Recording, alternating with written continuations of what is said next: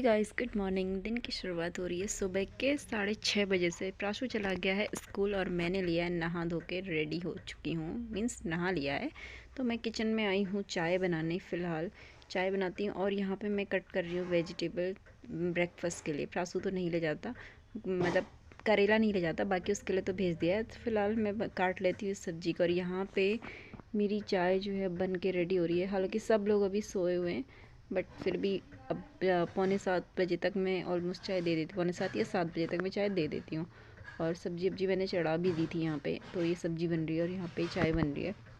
तो चाय लेके मैं आ गई थी रूम पे और प्राशु के डैडी को मैंने दे दी थी और मैं भी यहाँ पे पी रही थी चाय। मुझे थोड़ा सा फ्री होके आराम से चाय पीना अच्छा लगता है। ये देखो प्राशु के डैडी को कैसे आराम से सोए हुए हैं और चाय इन्होंने मेरे आने से पहले ही फिनिश कर ली और 1 मिनट में चाय पूरी पी जाते हैं। चलो कोई नहीं, तब तक मैं अपनी चाय को फिनिश करती हूँ और जो कि मुझे आराम से बैठ के पीना पसंद है। तो प्राशु आ गया था स्कूल से, ये अभी दिन की व्लॉगिंग है।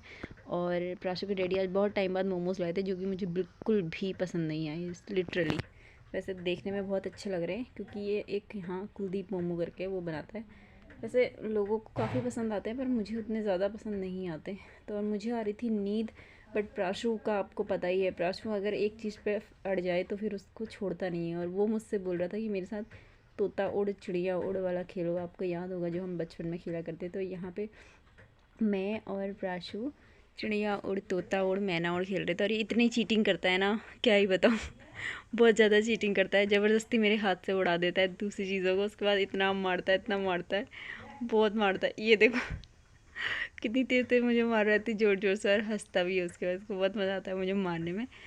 तो फिलहाल इसी को मैं इंजॉय कर रही थी क्योंकि मुझे बहुत बचपन के दिन याद आ रहे थे। प्राशु भी अब स्कूल जा रहा है तो वो सब चीज़ें कर रहा है जो हम लोग बचपन में किया करते थे। थोड़ा सा इनका तरीका थोड़ा सा अलग हो गया है चीज़ों को करने का, बट है वही। तो यहाँ पे प्राशु की टर्न आ गई थी मार खाने की, जो कि अपनी वे में मार खाना पसंद नहीं करता है। उसके बाद सीधे शाम को डोर लगाने वाला आज बहुत लेट में आया क्योंकि हमारे रूम में लग रहा था जाली वाला दरवाज़ा, बिकॉज ऑफ प्राशु को हो चुका है डेंगू।